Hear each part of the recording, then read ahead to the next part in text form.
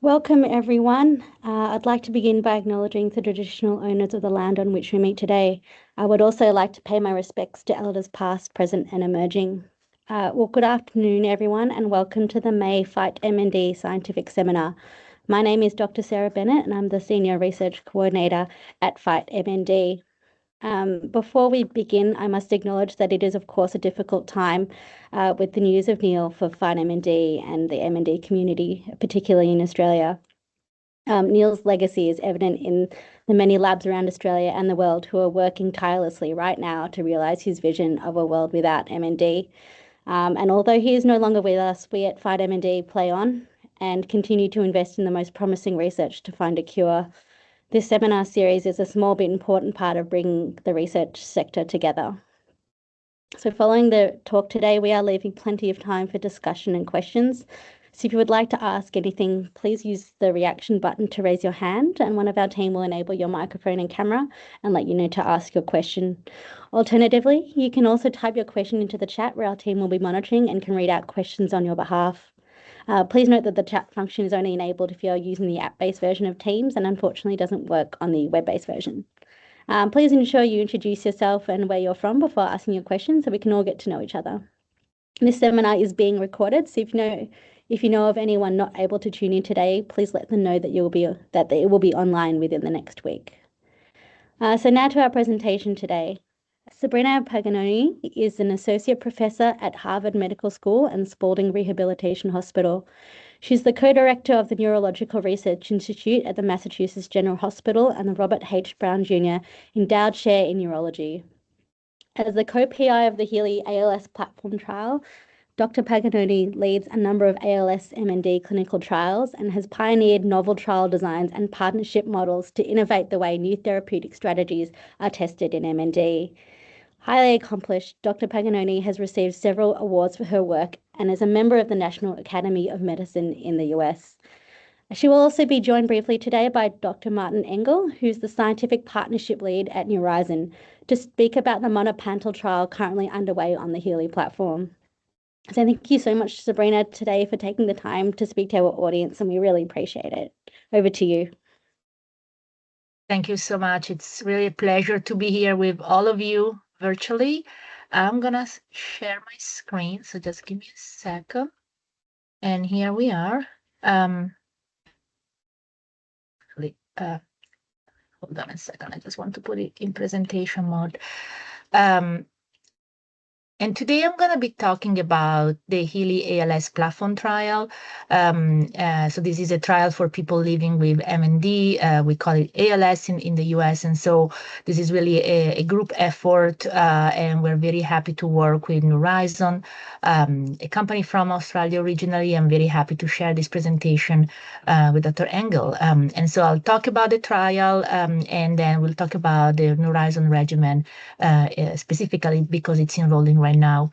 And I acknowledge the news that I heard yesterday or today about the passing of such an important member of your community, and that's really the inspiration for us to continue doing this work is because we care about the people that we meet, people with MND and people and families that are part of this fight. So this is really why we're doing the platform trial to continue to have the community and partner with everyone in the community who is interested in accelerating the path to new treatments. These are my disclosures. And the reason we started the platform trial is because we believe that ALS MND is uniquely suited for such an approach. Because unfortunately, as we all know, especially today, the ALS clock is a lot faster, and we've been thinking about the ALS clock since Sandy, really put it so powerfully, reminding us that for people living with ALS MND, we need to find better ways to test drugs so that we can make progress faster. The time is of the essence, and there's really no time to waste.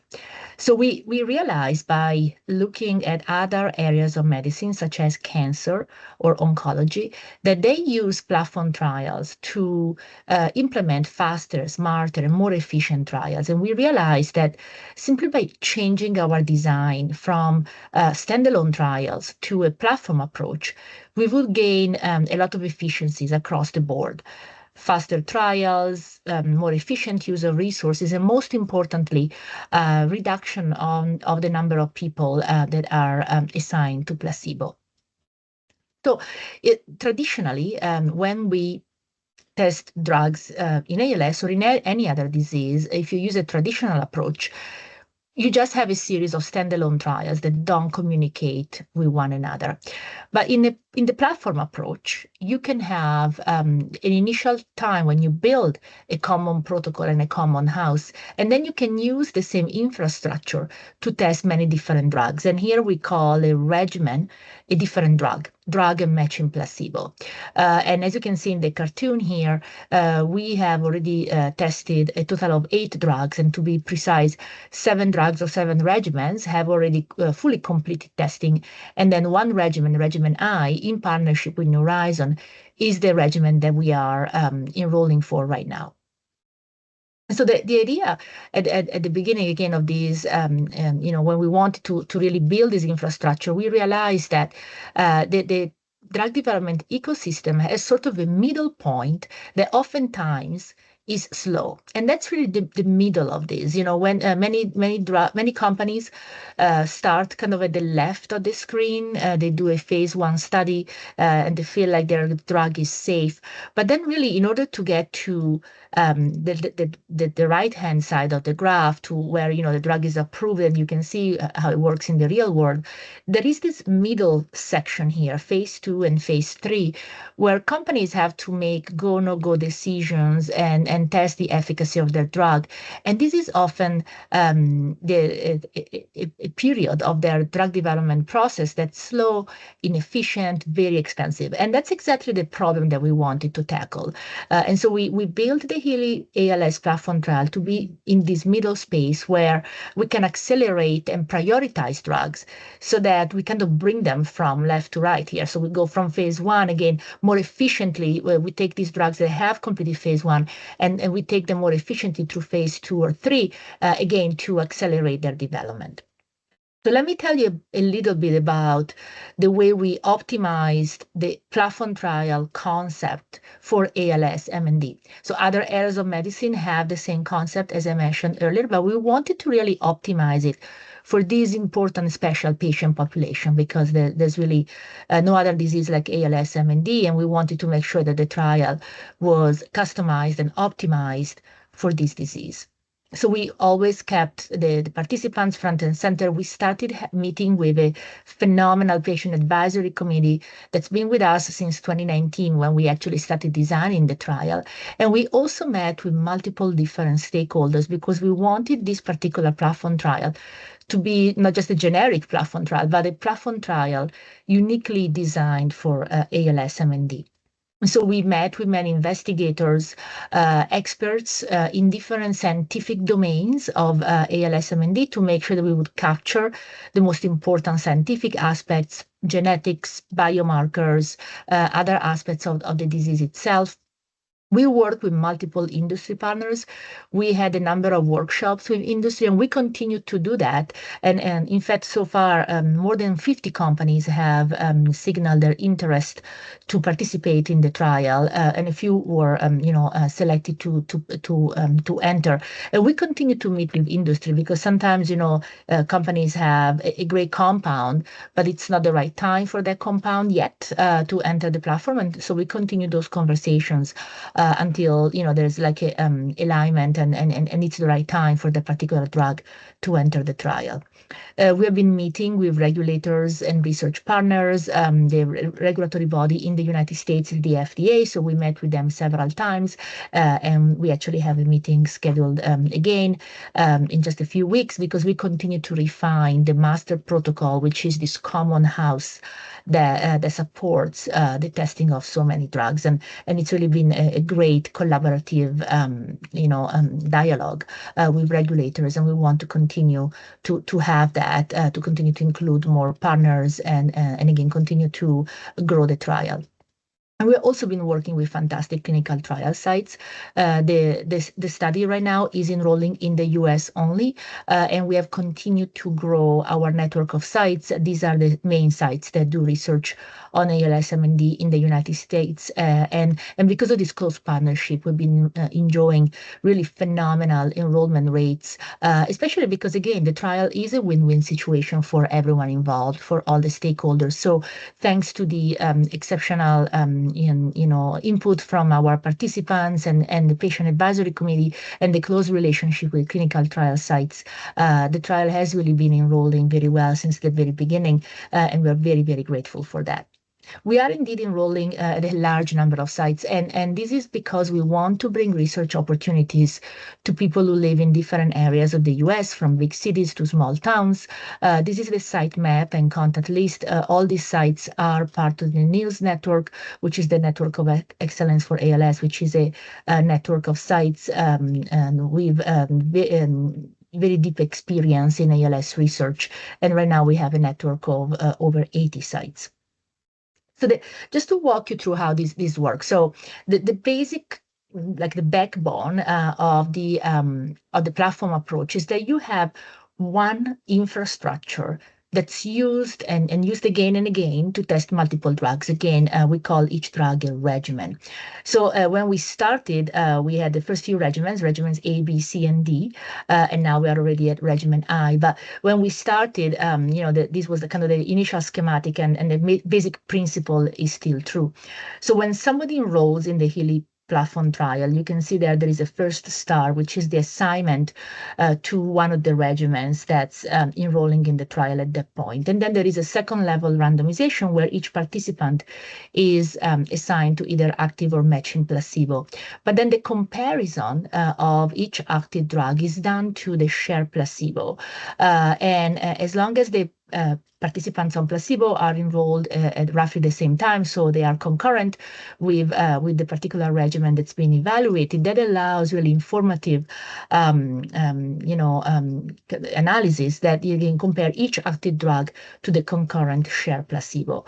And this structure reduces placebo exposure, and at the same time also creates a fantastic longitudinal data set of clinical, genomic, and biomarker data that will continue to accumulate since 2020, and it continues to grow. And that's how we're not only testing new drugs, but we're also learning about ALS. And that's actually a very important aspect of this study for us. We want to continue to make the trial itself better, continue to help other trials get better, and continue to inform ALS science. So each regimen is designed specifically to maximize the learnings.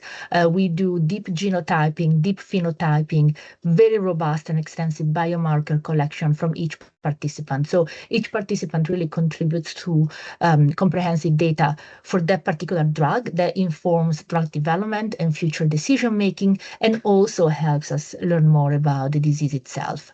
And the randomization is 3-to-1, meaning that for every 4 people that join the trial, only 1 goes on placebo. And that's only for the placebo-controlled period, which is about 9 months. Because after that, everyone who completes the placebo-controlled period is given the opportunity to continue on active treatment extension long-term, which serves 2 purposes. First of all, we want to acknowledge the participants' generous efforts and participation in a placebo-controlled study where they could have potentially received placebo. And so we allow allow everyone at the end to have active drug, access to active drug. That's very important for us and for our patients. And also we can collect additional long-term safety biomarker and clinical data on everyone, both the people who started on active and the people who started on placebo and then switched to active. And that's kind of this delayed start design is also very informative and can help also, again, with decision making. So overall, because of this common infrastructure, we are able to reduce redundancy and also increase discovery. And we have one master protocol, one single ethics committee, which is known as the IRB in the United States, or Institutional Review Board, that governs the safety of all participants. And there is a central governance structure with a medical monitoring team and a data safety review board that monitors, again, all the safety and the conduct of the trial. So far, 7 regimens have been fully completed at our 80 plus enrolling sites for a total of 1,300 participants, and one regimen, Regimen I, in partnership with Horizon, which we're going to talk about in a second, is actually enrolling right now. So a total of 8 regimens so far.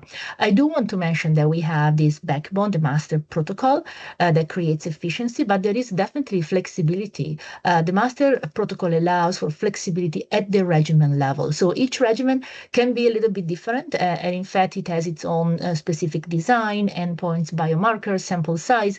And that's because, again, here we are sort of combining and balancing both the robustness of the master protocol and the central governance, but also the flexibility to adapt each regimen to maximize the learnings. So far, as I said, since 2020, we have tested 7 drugs. Those are completed regimens. Each drug has been studied in partnership with different industry partners. Most of the papers with all full details of the results are published open access. So if you're interested, all the data is available to read with a lot of detail for the first 5 regimens, and for the regimens number 6 and 7, the manuscripts are now under review.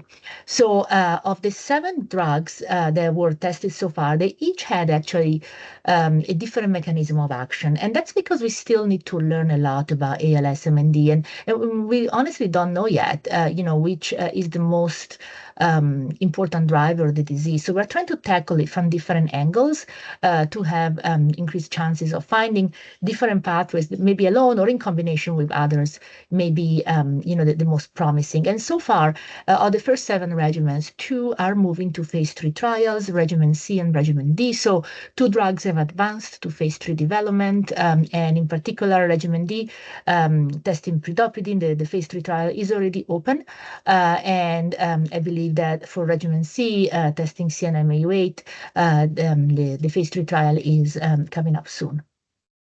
So one unique aspect of the platform trial being this very organized and cohesive structure that continues to grow, it can do something that standalone trials could not do.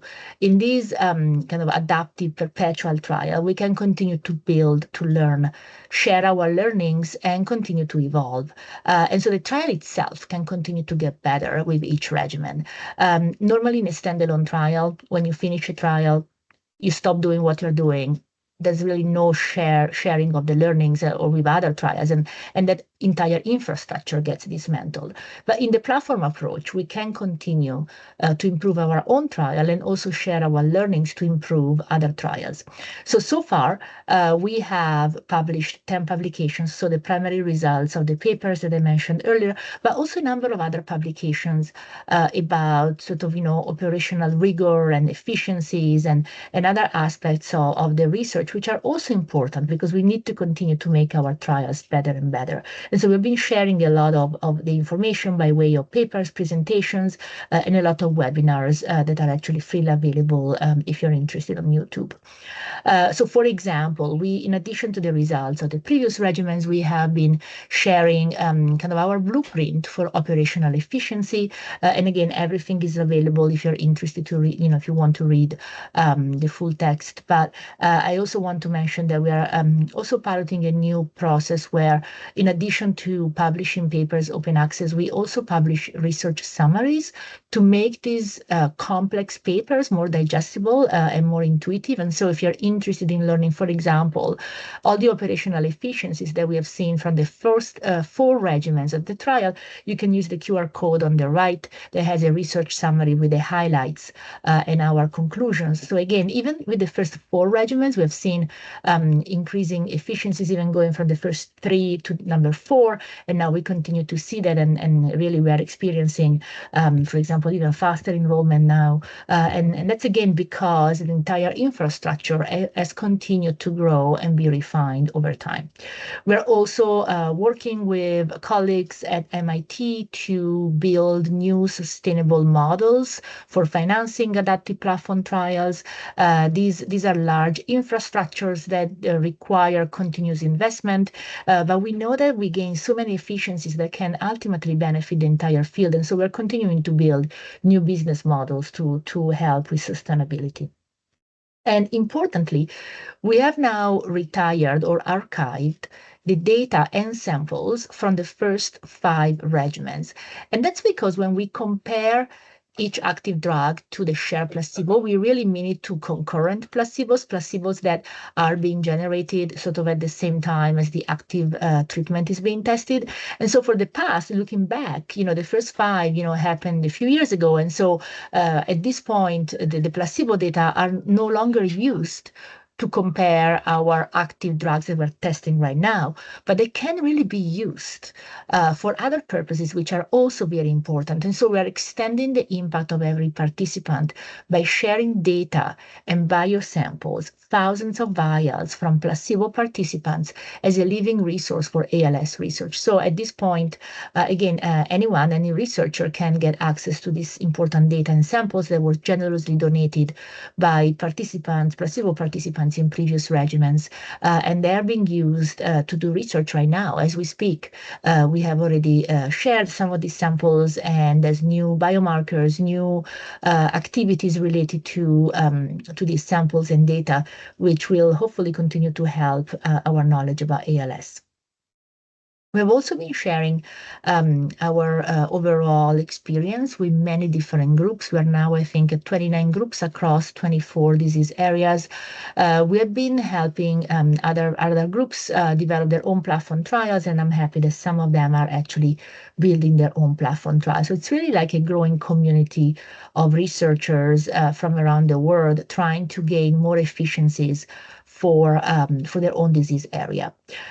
And the trial itself continues to learn. In fact, after the first 7 regimens were completed, we revised the master protocol to increase statistical power, streamline operations, and have new informative biomarkers and even additional patient-centered features.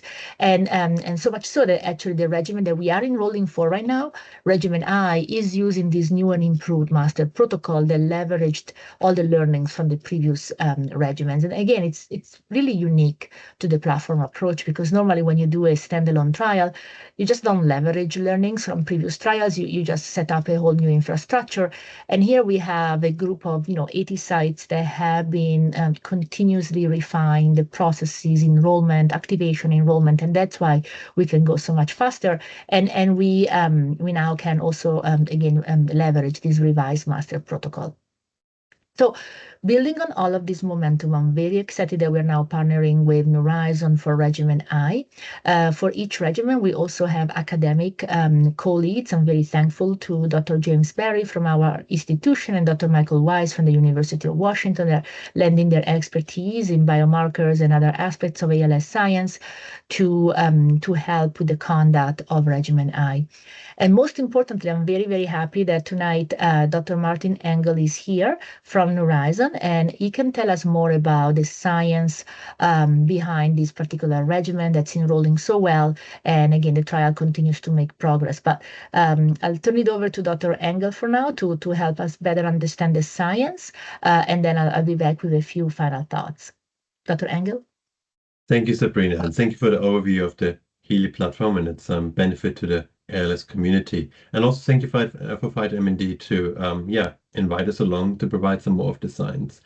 My own journey with MND has started before joining Horizon, as I did my PhD and postdoc at the University of Wollongong and alongside the Justin Irbury MND lab, and have been supporting their lab back then, and we still collaborate and partner with their excellent team now under the guidance of Heath Ackroyd. So it's great to be able to advance this work in Australia. Now in regards to NEZ001, if you don't mind going next. Thank you. This compound has an interesting history. It was initially discovered by Novartis Animal Health as a potentially veterinary product, and consequently has received extensive safety and pharmacological work, and is now brought to the world by Elanco for across around 40 nations for veterinary use, and shown good potential there. But over 10 years ago, the question arose whether there's also a potential use and value of monopental for translation to human disease, and particular for neurodegenerative diseases. Now, out of that early work, some of which have been published and shared in the past, New Horizons formed to build a focused clinical stage company with a clear focus in mind against neurodegenerative diseases, and especially for ALS. We started not only more preclinical work at that time to look at ALS, but importantly a clinical stage project, which started here in Australia as a phase 1 trial, which I covered a little bit later on. With that preclinical work and that first phase 1 trial in Australia, we were then able to be selected into the HEALEY platform, which you just heard about a moment ago, to be able to get fast to people living with ALS MND. And now I'm executing this trial in the US, which you heard the timeline a moment ago, and we are looking forward to the results that we expect in the middle of next year. Over to the next slide. So something that's very common across neurodegenerative diseases is the buildup of proteins in neurons causing dysfunction and potentially toxic change in those cells. There are several proteins across many diseases that cause that. You probably have heard of amyloid beta, you possibly heard of tau, alpha-synuclein, something very relevant to Parkinson's disease, Huntington in Huntington disease, and TB43 in ALS and motor neuron disease. And so this aspect of buildup of proteins with a potential toxic consequence on neurons is common across them.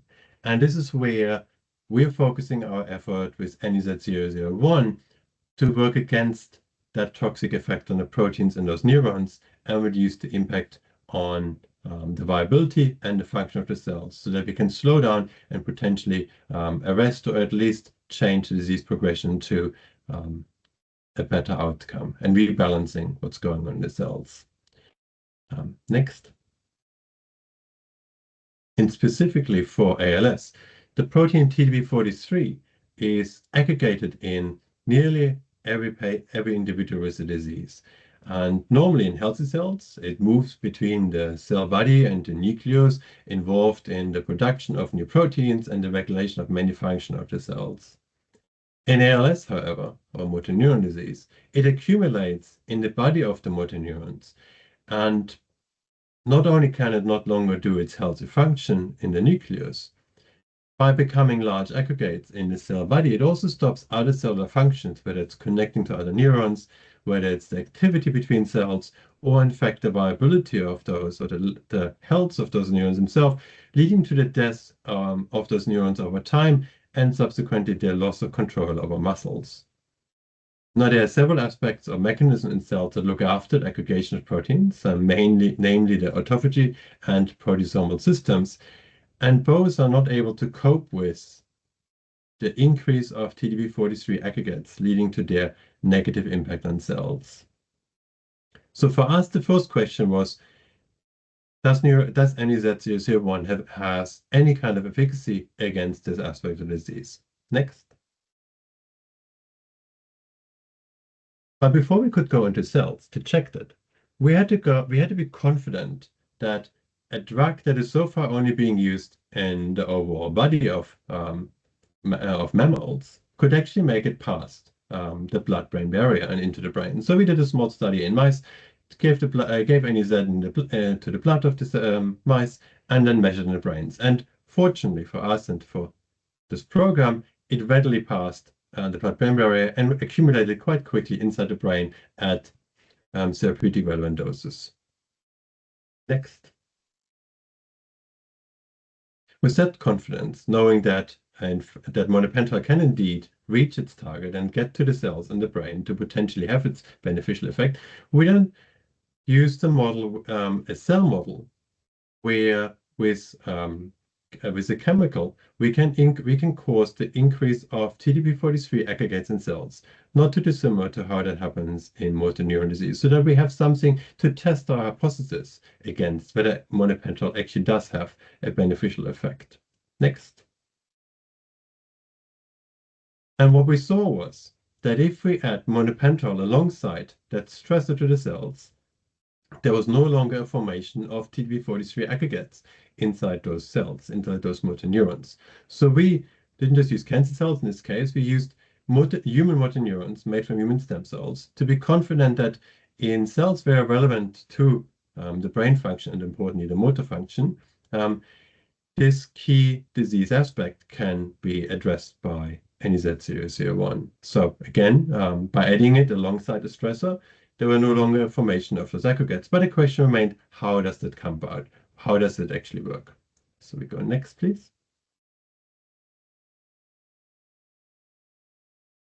So the first place we started was looking at the autophagy system and checking whether the addition of NEZ would change the activity of the autophagy system. And here, the graphs in front of you, and I appreciate that you may not be familiar with all the terms on the graphs, but the key part here is to know that the two proteins measured here, P62 and LAMP2, are indicators of the activity of the autophagy system, and less signal, meaning in this case an increased flux and increased activity of the autophagy system. So we see that by increasing the concentration of NEZ in these human motor neurons, we had an increased activity of the autophagy system, giving us a first indication of how it was possible from the previous data set to prevent the formation of the aggregates. We also checked whether the cells are staying healthy with NEZ, and they largely do. So we didn't have a concern about viability, but again, we already had clinical data at that point that gave us confidence about its safety side. Moving next.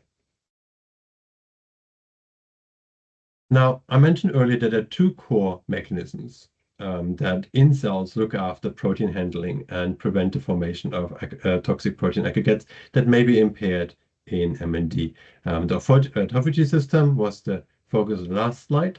In this slide, we're focusing on the proteasomal system, a second mechanism that likewise usually demonstrates an increased activity when there is a protein aggregation issue taking place, and that is not capable of handling the TDP-43 aggregates. So we here caused an increase in protein stress in the cells by adding alpha-synuclein preformed fibrils. Those are the alpha-synuclein proteins that normally build up in Parkinson's disease and can cause and would cause the toxic aggregations in those neurons. So if we add those protein aggregates to the cells, we see a decrease in the proteasome activity. That's that dark bar with a PFF label underneath.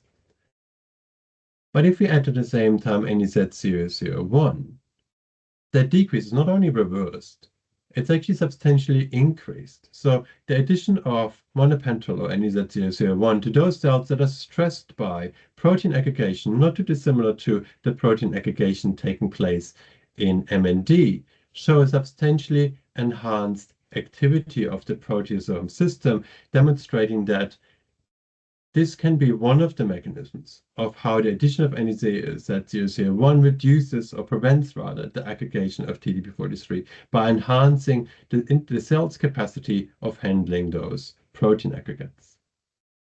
Next. So there's some historical data from 2014, 20, and later that has shown that autophagy is increased by in malignant cancer cells when treated with NEZ001, as well as the proteasomal system. What we have done now, since then, is creating evidence that's directly linked to the disease mechanisms in ALS that show that TDP-43 aggregation is prevented by adding monopentyl, and that we restore, in fact, increase proteasomal function when the neurons are stressed with protein aggregates, as well as increase the activity of the autophagic system.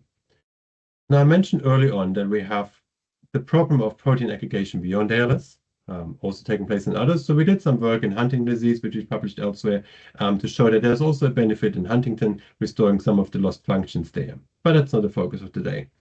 Before passing back to Sabrina, I'd like to focus briefly on the next slide, please, on our first clinical study that took place here in Australia. So our phase 1 open label extension study was run in partnership with FightMND, who funded this trial starting in 2022, where we conducted a very first study here in Sydney and in Melbourne, recruiting 12 people living with MND to look at the safety and tolerability of NEZ001, because it hadn't been assessed in its capacity sufficiently, and importantly also look at first early exploratory clinical measures to get an idea whether there's a potential benefit for individuals living with ALS. So the key outcome was that NEZ001 appeared generally very safe and was very well tolerated, to the point that there was no study discontinuation. And that several participants who started the study with us many years ago are still continuing to access NEZ001 through the TGA Special Access Scheme as being participants of that early trial, giving us very strong confidence in its overall safety. Now, importantly, this trial also generated really important early insights into potential improvement of clinical measures that support the advance in clinical development. This early clinical data, together with the preclinical data that I just showed you, was our package to which we then took to MGH and HEALEY to consider NEZ for the inclusion in the HEALEY ALS platform trial, so that by joining this trial, we could advance the timeline or expedite the timeline of when NEZ could be available to individuals with ALS anywhere. By joining a platform, as Sabrina just explained, that through its design is set up very well for a fast pathway towards meaningful clinical outcomes. Next. But it's very important to us here at Horizon, being an Australian company and having staff here in Sydney and in Melbourne, to say thank you to the individuals and families living with MND and ALS, their caregivers who stand beside them, the clinicians dedicated to their care, and thank you for your strength and your trust and your commitment to advancing research for the entire MND community. If you weren't supporting FightMND, we wouldn't have been able to get our first clinical study off the ground in Australia and wouldn't have had the data and the evidence to move into the expedited process of the HEALEY platform. So thank you again, and I'll pass back to you, Sabrina. Thank you so much. That was a wonderful overview, and again, we were so impressed with the data that you collected in Australia, that we included the drug in the trial, and it's so wonderful to be able to really work together to continue to build again the future of ALS research and continue to get new data about this particular drug, which we're very excited about, as well as continuing to contribute to our knowledge about ALS. And so, just to conclude, the HEALEY ALS platform trial was started a few years ago, and it's a shared infrastructure to test drugs faster in a more efficient way. And as you just heard, the idea is to get the most promising drugs after phase 1 or other early studies, and make them advance faster through phase 2/3. All of these with reduced placebo exposure, which is so important for patients. And we continuous kind of integration of new drugs, new refined trial design, operations, and biomarkers, again, to continue to build on this operational rigor, while also allowing the flexibility of each regimen to collect appropriate endpoints or biomarkers. And so definitely we will learn a lot. We learned a lot already from the first 7 drugs, and we will continue to learn a lot from Regimen I in partnership with Horizon. At the end of the day, this is a collaborative learning ecosystem, and we're all here for the same goal, to accelerate drug development for ALS. And we want to stay connected with the community. We have been having very regular, webinars and presence on different social media platforms.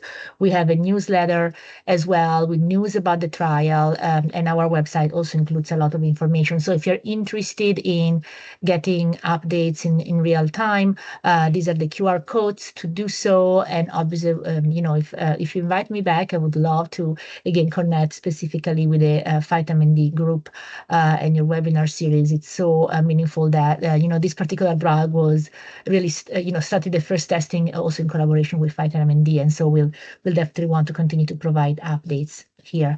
And if you're interested in collaborating with us, if you have a research idea, or if you're a company and would like to be considered for the platform trial, this is how to reach us. The PI of the trial is Dr. Mary Sukovich, the director of the HEALEY Center. I'm the co-PI of the trial, and I also work very closely with Ms. Drake, who's our senior director, and can help again facilitate new research partnerships. And at the end, again, this is the only way that we can make progress is through partnerships. We have many different collaborators, both in academia. I mentioned the NILS Consortium, but also other academic collaborators, lots of companies that we have worked with and we're now working with, and Horizon in particular, and also many different patient organizations and groups that have provided funding for specific aspects of the trial, such as biomarker research or other aspects.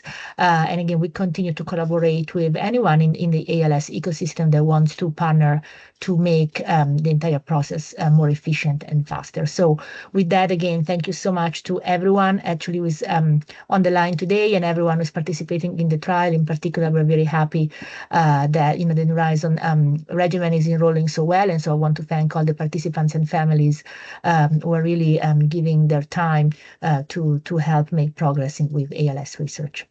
So thank you, and I'll stop sharing. I don't know if there's time for some questions, perhaps.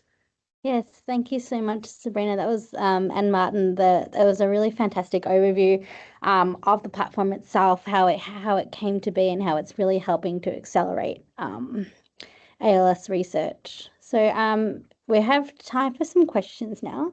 So if anyone from the audience would like to ask either Sabrina or Martin any questions, there's a little hand button at the top of your Teams screen to raise your hand, and I can enable your mic and camera, and you can ask your question. Got one from Gethin to kick off with. Go for it, Gethin.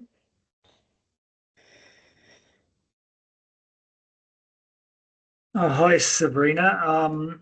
Thanks for that. It seems a few companies are discussing trying to use their phase 2 data to go forward now through accelerated approval, actually use the phase data as almost pivotal or registration trials. In your discussions with the FDA, have you sort of discussed that, or are you tweaking your trial design to either make that more difficult or easier for companies? Sorry, that's a bit of a mean question, I realise, but we're quite interested to know. Our trial is fully powered and has all the operational and statistical rigor to enable different kinds of regulatory discussions. So essentially, we build the most robust possible infrastructure with all the quality controls, statistical rigor, data quality, and all of that. Obviously, what you do with the results depend on the results. So, if the results are, overwhelmingly positive, then you can use them for certain activities. And if they're not, then again, the data will speak for itself. But I just want to emphasize that our trial sits in the phase 2-3 space with all the operational rigor that's necessary to support any kind of regulatory discussions. But it all depends on the data. It's very hard to predict, right? The data must be strong in order for people to proceed with regulatory submissions. Or obviously, people can also move on to another phase 3 trial, because the data set that we generate is also very rich. And so it can also help guide other phase 3 trials. So for example, and this is public news, the predopidine regimen had some interesting findings in our trial, and that was directly informative to the design of the phase 3 trial that's ongoing right now.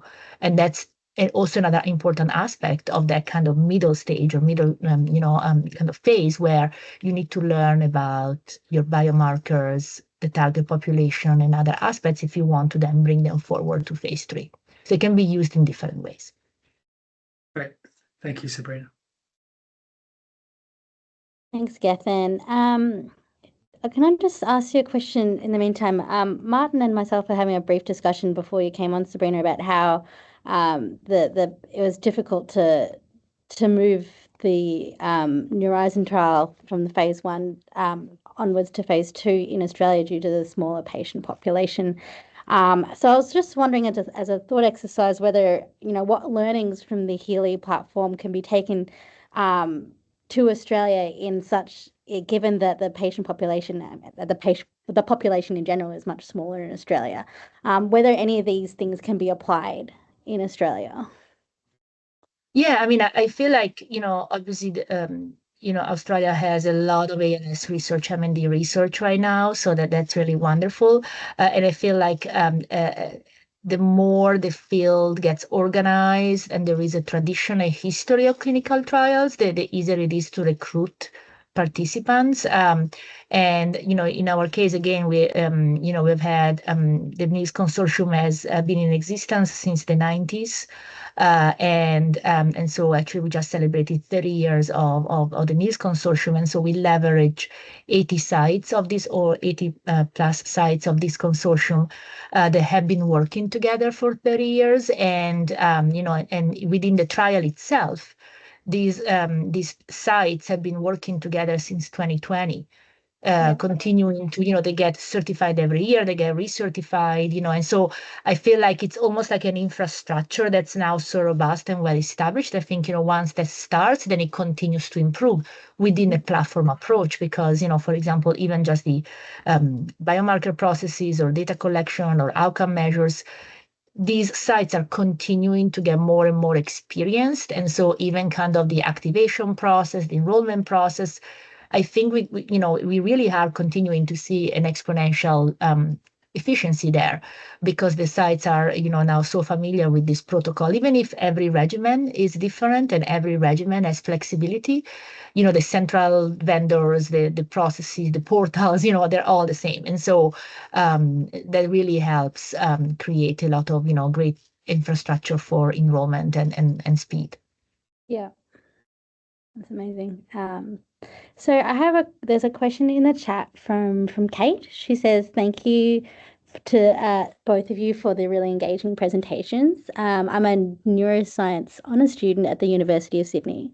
And she asked, given the heterogeneity of ALS in the future, could the HEALEY platform incorporate patient stratification to enable more personalised treatment approaches rather than randomising participants to regimens? Oh, yes, that's a great question. Absolutely, we could do that. There's, again, the science of ALS continues to evolve. And so, it also, everything is based on the science, right? From gray science, we can definitely, if gray science is available, then we can definitely adapt the trial. Again, the flexibility is absolutely there. And so we just need, again, to find the right drugs that want to do that. I will say that, we have, and I didn't really speak about this at all, but we have another trial at HEALEY, our center, where there's another sort of sister trial to this in a way that's a little bit smaller. It's called HEALEY My Match. And that's to do exactly what Kate was asking about. There is a sort of, we're using all the learnings from the platform trial to have this dedicated HEALEY My Match trial led by my colleague, Dr. Suma Babu. And she's really trying to really do this more type of personalized approaches, at least at an earlier phase, but then we could definitely carry them forward, in the future, in the platform as well. Thanks so much. Rob, your camera and mic should be enabled if you'd like to ask your question, Rob.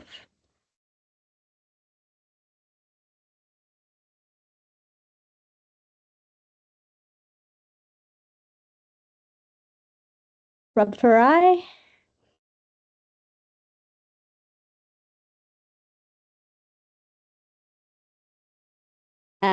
I might just ask another question in the chat while Rob figures that out. Rob, if you're unable to activate your mic, you are welcome to just type your question in the chat. So there's another question in the chat. Are there any limitations on the route of delivery for treatments to be included on the trial? For example, oral versus intrathecal? Yeah, no, there are no limitations really. Most of the drugs that we have had so far have been oral, but keep in mind that we are only comparing to the shared placebo if they are concurrent. So we would have to make sure that we match things well. But again, there's no theoretical limitation in terms of what to include. And as I said earlier, there's almost like different eras in the trial. We had a first group of shared placebos that were concurrent for the first 5 regimens. Those were retired. Then we had a couple of concurrent regimens, FNG, that are now completed, and we're going to retire the data and the placebo samples and data very soon. And again, now with Horizon, we have a new era in the platform trial, also because we have the new and improved master protocol to go with it. So, in this case, again, it's all oral at this point, but in the future, we could include other drugs, with different routes of administration. Can I just ask a quick follow-up question? You mentioned obviously that with the New Horizon regimen that there's a new master protocol. Can the placebo data collected at the same time on the old protocol still be used in comparison? We're not using them. Yeah. Okay. Yeah. They've been retired and they are now for open science. Yeah. Yeah, great. I have another question from Philip Candon in the chat. Could researchers get the same answers in other ways without needing to use a placebo group? I mean, that would be obviously a great thing if we could do that. But before, many people are now looking at different technologies, such as the use of AI or other tools to generate so-called digital twins or different kind of virtual control arms. I would say because of actually what Kate was mentioning earlier, the heterogeneity of ALS MND, I don't think that we are, and because of the complexity of these analysis, I don't think that we are at the place yet in ALS research where we can completely remove the use of a placebo group. Right now, again, we're minimizing it. Some trials may use an open label approach for some initial learnings. For example, one could look at some biomarkers, and that's definitely helpful, to gain early data. But as you continue to progress along the the trial, all the different phases, then right now we still need a placebo group. I'm hoping that in the future, with all the knowledge and all this open science that's being generated, we'll have enough understanding and modeling statistically of the natural history of the disease across different subgroups and understanding the heterogeneity of ALS. And hopefully in the future that will be possible, but not right now. There's a question from Rob, and I think you pretty much answered it. He was interested in whether the placebo is still required given the variability of ALS progression. But I think you covered that pretty well with your response to Philip's question. So, Rob, hopefully that was all right. If there's any other clarifications you'd like from that, please let me know. There's a question from Deb. What proportion of simulated AI's patients in your population PK model remain above the I'm just going to read the question as is. It says, what proportion of simulated AI's patients in your population PK model remain above the in vitro EC50 for the TDP-43 aggregate reduction of 50% and 80% of dosing interval? And how do those exposures compare to the highest exposures with the clean safety in phase 1 and open label extension? That might be a question for Martin. I'm not sure if you can see that in the chat, Martin. Yes, thank you, Sarah. I can see that. Well, firstly, we don't have a simulated eye population in our work, whether it's part of other calculations. The EC50. So if I'm trying to take the question apart to tell you the different questions, the different aspects. So first, we have the aspect about the EC50 for in vitro TB4 aggregate reduction. So on the graph earlier, I showed that even at a low dose, let me get the numbers correct before I'm making up something. So any dose we tested was below or at the concentration that we're expecting that NEZ001 achieves in the brain based on our blood-brain barrier penetration work that we've done on mice. So all the data that I showed around TB4 aggregation prevention is below or at the therapeutic dose. I'm hoping that addresses your TB4 aggregation question. And in regards to the phase 1 and OLE, the first part of phase 1 was the dose finding study with an continuous increasing dose from 2 and 4 and 6 and 10 milligram kilogram for different phases. Following which the OLE was then, and the extension afterwards was just run at 10 milligram a kilogram. And that is also the dose that is now being used in Regimen I. And that is the dose that is used in all our preclinical work, as well as lower dose, of course, the dose concentration curves. So I'm hoping that with that information, I have addressed your question, that all the patients are treated with what we consider to be an effective dose against the information that we have from our preclinical work, as well as from our PK studies, and of course the OLE in extension. If I haven't answered your question properly there, then please type in a follow-up or reach out to us afterwards. I'm happy to chat offline. Just a quick related question to you as well, Martin. Is the liquid formation of NUZ001 at the same dose level as the tablet? Yeah, so for those who may be new to that aspect from us, so you may have seen a press release a couple of weeks ago that we just received the ESIC approval to run a PK study in Australia for liquid formulation. So currently NUZ001 is a tablet that you take based on your body weight, of course, to reach the therapeutic dose. Recognizing, however, that with disease progression, there's a challenge of swallowing. We also want to provide as a liquid formulation that can be by a feeding tube. The concentration is expected to be, so the therapeutic concentration in the blood plasma will be the same, and that's why we're running the PK study to establish how much of the liquid formulation will need to be provided to achieve the same blood plasma concentration as well as CSF concentration of NEZ. So we can answer that question once the PK study is concluded, which I believe the goal is to have that all wrapped up before the end of the year. Thank you, Martin. I think given the time, we might wrap it up there. Thank you so much to both of you. I think that was a really great overview, and it's really fantastic for our audience to learn about some of those really up-to-date clinical trial regimens, and I'm really excited to keep track of those developments with those links that you supplied, Sabrina. So it'll be really great to hear about that. So especially thank you to you, Sabrina, for staying up late to accommodate our audience. It's really appreciated.